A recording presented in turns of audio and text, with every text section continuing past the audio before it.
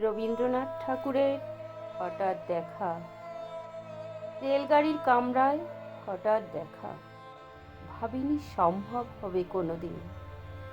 আগে ওকে বারবার দেখেছি লাল রঙের শাড়িতে, ডালিম ফুলের মতো রাঙা।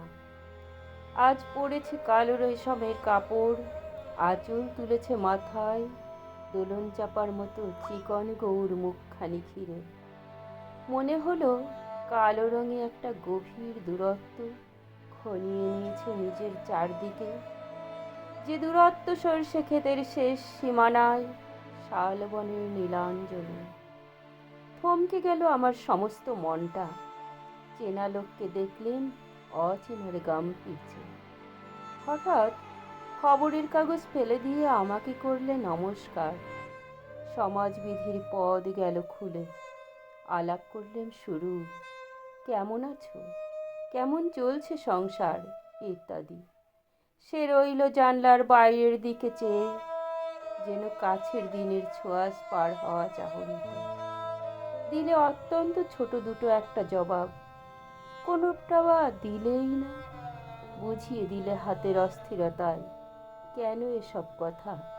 এর চেয়ে অনেক ভালো চুপ করে থাকা।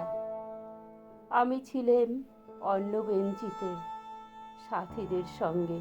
এক সময়ে আঙুল নেড়ে জানালে কাছে আসতে। মনে হলো কম সাহস নয়। বসলুম ওর এক বেঞ্চিতে। গাড়ির আওয়াজের আড়ালে বললে মৃদু স্বরে, কিছু মনে করো না। সময় কোথা সময় নষ্ট করবার?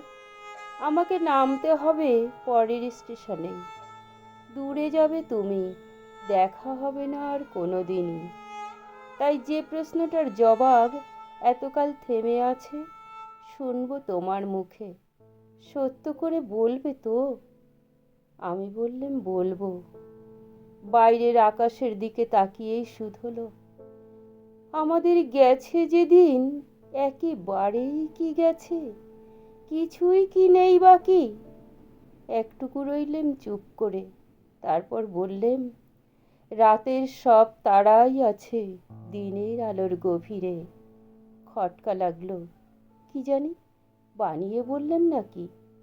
ও বললে, থাক, এখন যাও ওদিকে।